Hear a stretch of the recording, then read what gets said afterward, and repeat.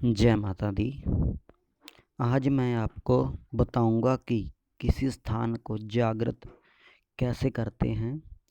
कोई स्थान जागृत है या नहीं, ये कब पता चलता है? जब आप उस स्थान पर जाते हैं।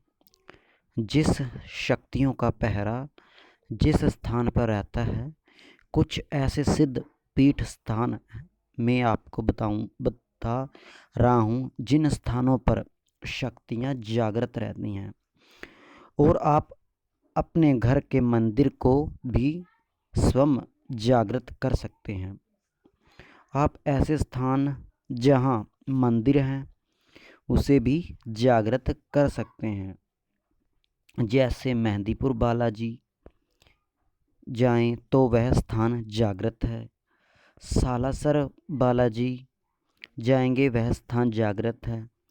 कालका जी मंदिर दिल्ली जाएंगे, वह स्थान भी जागृत है। और माता के 51 सिद्ध पीठ हैं, वह भी जागृत स्थान है।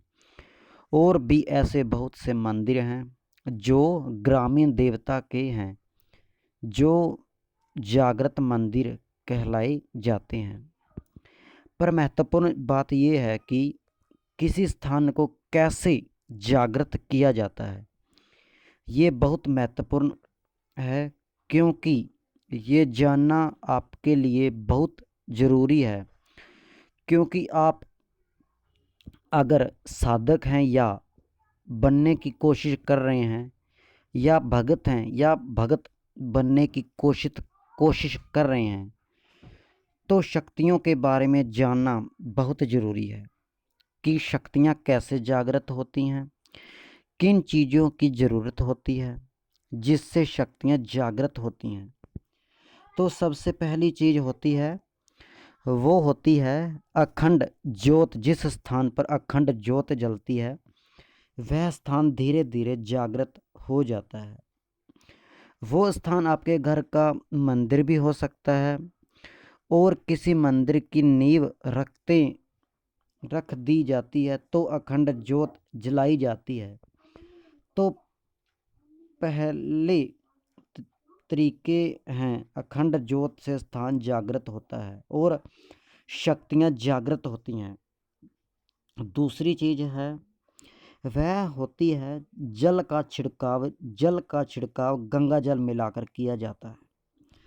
अभिमंत्रित जल कई दरबारों में आपने देखा होगा, वह पर अभिमंत्रित जल का छिड़काव सुबह शाम किया जाता है। वो जो अभिमंत्रित जल होता है, गंगा जल मिला होता है, या फिर वह पूजा का जल होता है जो मंदिर में रखा होता है।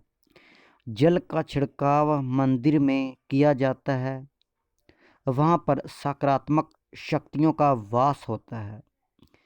ये दूसरा तरीका होता है स्थान को जागृत करने का। तीसरा तरीका होता है किसी सिद्धपीठ मंदिर से अगर आप ज्योत लेकर आते हैं। सिद्धपीठ मंदिर से अक्सर आपने देखा भी होगा, अगर नहीं देखा नहीं सुना तो बता देता हूँ। जब किसी मंदिर की नींव रख दी जाती है, वह मंदिर जैसे ज्वाला जी का मंदिर, दुर्गा माँ का मंदिर है, ज्वाला माँ की वहाँ से ज्योत लाई जाती है जहाँ माँ का सिद्धपीठ स्थान है। उसी तरीके से कालका माँ का स्थान है, जो माँ कालका का दिल्ली वाला स्थान है, वहाँ से माँ की ज्योत जलाई जाती है।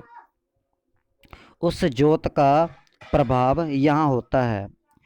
ज्योत के द्वारा माँ और माँ की शक्तियाँ वो सब आपके स्थान आते हैं, उस मंदिर में स्थापित हो जाती हैं और पहरा देना शुरू कर देती हैं। ये तीसरा तरीका होता है।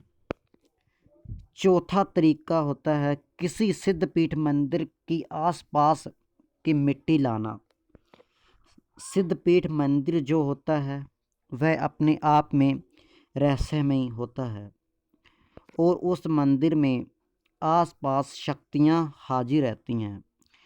तो ज्योत के माध्यम से और मिट्टी के माध्यम से शक्तियाँ आपके पास आती हैं।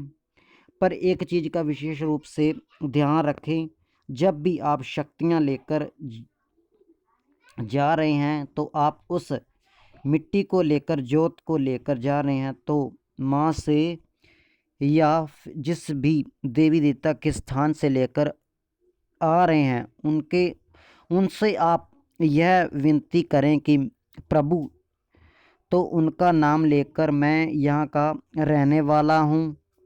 आपकी मिट्टी ज्योत आपको मैं अपने घर लेकर जा रहा हूँ, आप मेरे साथ चलें, ऐसे बोलना है आपको, तभी वह आपके साथ आएंगे। आपको बोलना है प्रभु आप और आपकी सकारात्मक शक्तियाँ ही मेरे साथ चलें।